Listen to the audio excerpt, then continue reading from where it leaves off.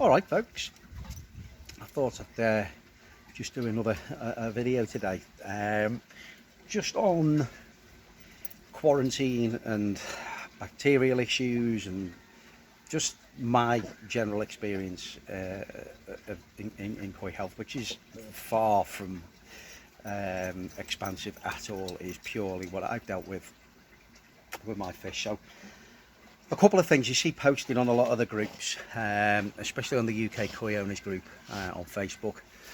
I think that, you know, if somebody asks a genuine question because they don't know, then we should offer them help. But I also do think that before you start keeping koi, you really should have a look into it and look at some of the basics. Now, I know people inherit koi and various other things, and again, you know, that's fine.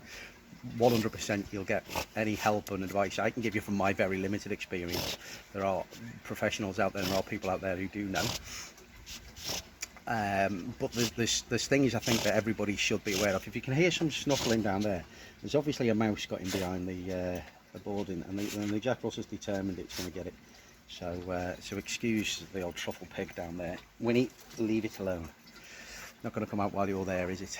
So anyway, I do think it's critical. I think that there were a couple of comments in a couple of my videos gone past. I can't remember the guy's name now, but thank you for the comment. And yes, you're absolutely right on quarantine. But also, people don't have the space to quarantine. They only have one pond. They buy a new fish and they put it in that pond. What else can they do? You know, they're a hobbyist, an enthusiast, whatever. They don't have the ability to be able to have more than one pond, and a lot of people don't. I think as people get more serious about the hobby, they tend to set one up, but again, I would imagine that most people starting off don't. So a couple of things I think for any beginner. The unfortunate thing is it'll tend to be a lot of koi tubers watching this, so you never know. I might put a link on the UK Owners one just for this one, but I think as a bare minimum, if you're keeping koi, you need a water test kit. I'm just doing the water tests now on the fry pond in the greenhouse. They've been there now for a few minutes, completely clear on the nitrite rather, and nothing on the ammonia, which are the ones I test for regularly. I test those regularly. So a test kit, get yourself a good test kit. Don't use the strips, they're really not accurate enough. Get a test kit, get a Colombo test kit or one of those ones with the liquid, with the drops in. There are other test kits. I use a Colombo one because that's the one I had. But buy yourself a test kit and test your water parameters regularly, even if you just do it once a week, especially during the summer when you're feeding more heavily. Ammonia and nitrite spikes are one of the biggest things that will see your fish off. They'll start to get sores and everything else, and it's the first thing anybody will say, have you checked your water parameters? So get the kit, get your water parameters checked. The instructions are really clear, and it's dead easy to do, dead easy to find out exactly where you are. Then by all means ask for advice if you don't know. Water changes, somebody said to me a while ago, dilution is the solution to pollution, and they're right. But you don't want to go nuts with your water changes either, because you don't want the temperatures to change too quickly. You don't want the shock to the fish, so you need to do that gradually. But ask for the advice once you've done the water tests. Get a kit. The next thing, 100%, get a microscope. There's some really expensive ones and there's some really cheap ones out there. But if you can get one where you've got 4 times, 10 times magnification, the Bresser ones are very good. I've got a Bresser one. I've got one with the screen on, so you don't have to put your eye up against it. Dave at Eden Koi Pond was trying one of those out. He did a really good review of one on his last video. So get yourself onto Eden Koi Pond, onto Dave's channel there, and have a look at that. That was really good. But just get yourself one. You can get them on eBay. You can get them second hand. Yes, you're going to spend maybe on a second one 180, 200 quid. It's a fraction of the price that they cost new. It is invaluable. You need to have it, because after you've done your water tests, if your fish are flashing or looking unwell, the next thing to do is scrape. There's also plenty of stuff out there now to show you what you're looking for as well. That you go online, Google it. It'll show you a picture of Costy. It'll show you a picture of Fluke. It'll show you a picture of Trick. You can see exactly what it is. It's affecting your fish, and then you can treat it accordingly. Do not treat your pond willy-nilly. It's going to be no good for the fish. The parasites will build up an immunity to it, and it just won't work. Nothing will work at all, okay? Salt is a great tool. You can use your salt, but if you're going to use salt, you have to really get your calculations right, or buy yourself a salt meter. Again, they're not cheap, they're about 90 to 100 quid. But if you can afford one, get one. They are superb. It means you can salt your pond up. Again, ask for the advice. Tell people what you've done, and then ask them what more you can do. That's the best way to do it. Try and solve those problems first. Plenty of videos like this one out there that you can look at on YouTube to find out what to do. And I've got no problem with anybody asking me. I don't have a lot of experience. I haven't been keeping koi for tens of years, but I do have an idea of where I'm at and what I'm doing and everything else. And I know people to go to if I haven't got, if I don't know, there's plenty of people I can lean on as well. Bacterial issues, okay? Bacterial issues. You can Google this, okay? If you don't quarantine a fish and you put a fish straight into a new pond, and you're mixing and matching where your fish are coming from, there is every likelihood you will induce a problem. Now, that problem may not necessarily have come from the fish that you've put into the pond. It may already be in the pond.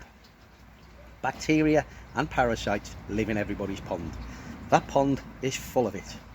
Guarantee you. The fish are perfectly healthy. The fish are perfectly healthy because I manage the water, and if I spot a problem, I've got my water test kit and I've got a microscope, so I know exactly what I'm treating and how much of it to treat. So I'm not just throwing things into the pond. I am a great believer in salt, and I always try salt first, but that's personal preference. A lot of people have never used salt and will never use it. Again, this is the problem. Facebook, various other things, there's so much advice out there, and none of it's right, not all of it's right, not all of it's wrong. It's what works for you, and you will only learn that. So expect to learn, expect to lose one or two fish while you're learning. Unfortunately, that's the way it is. If you've got livestock, you're going to have dead stock. A lot of people are jumping straight to bacterial issues. I've done that myself. It's not always bacteria. Sometimes it is parasites, and the fish have knocked themselves and knocked the scale off, or whatever else it may be. As soon as you've got an open wound, you've got problems. You've got chances for bacteria, etc. to get in, so you need to be looking at isolating that fish. So if you do only have one pond and you need to do something, you need to separate fish, it's always worth building yourself a small isolation tank or quarantine tank to be able to observe injured fish or fish that you've got a problem with. I'll put some photographs of fish that I've currently got issues with, that I've had bacterial problems. Fortunately here I've got the space to be able to put pop-up ponds up if I need to. I'm going to have to cull those fish.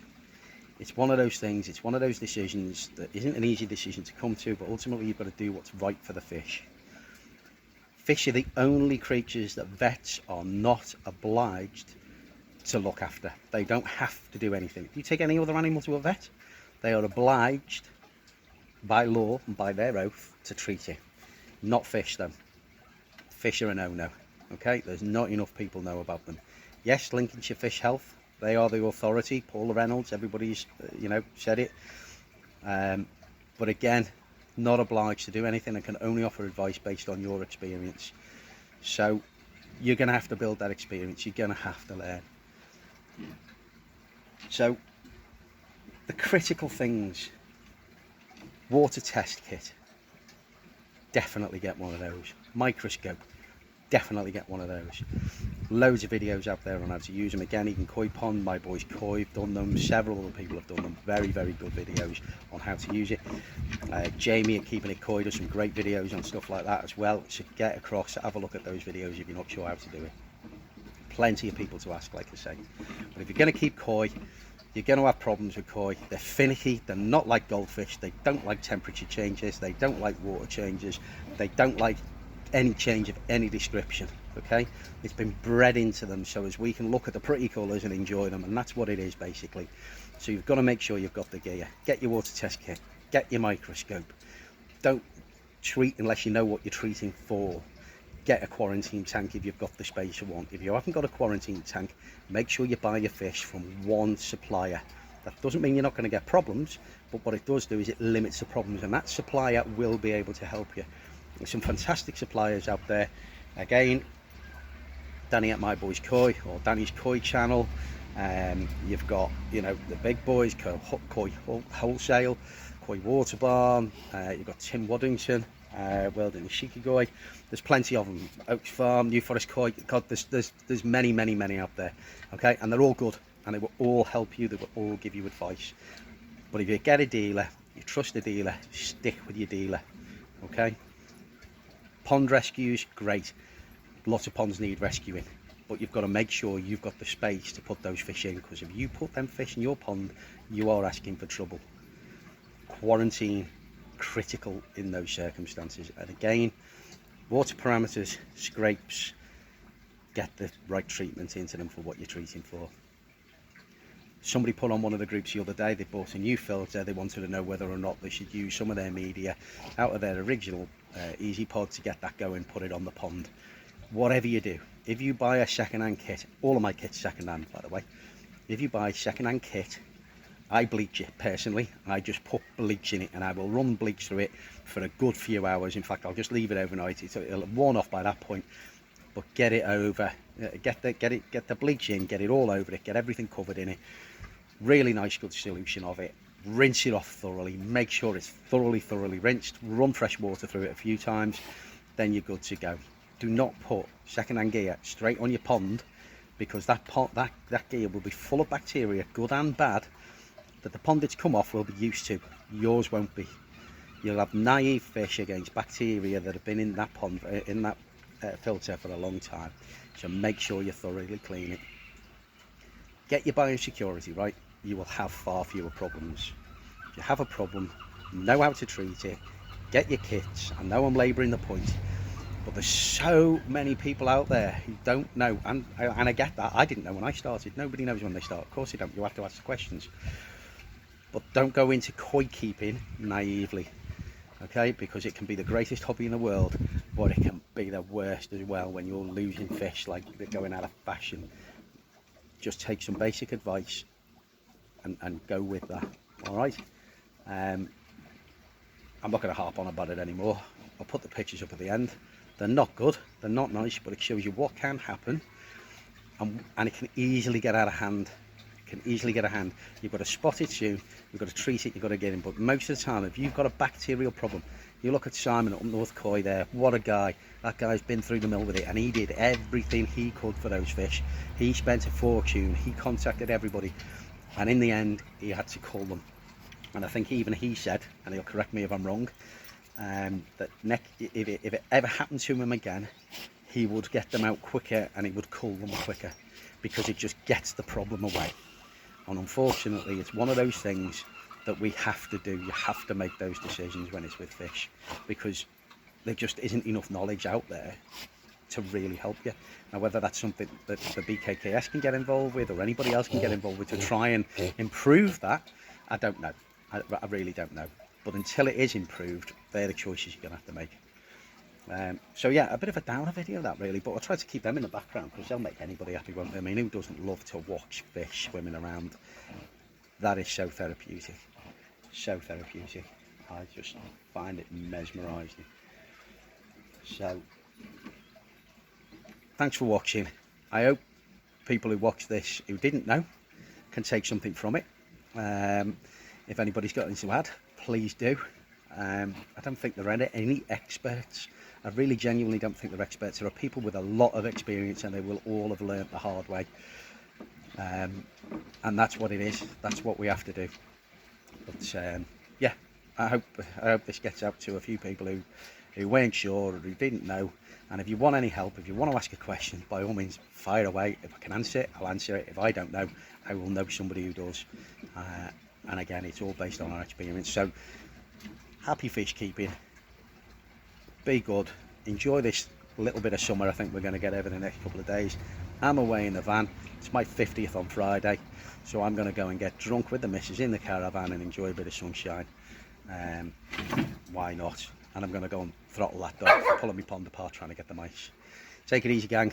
See you soon.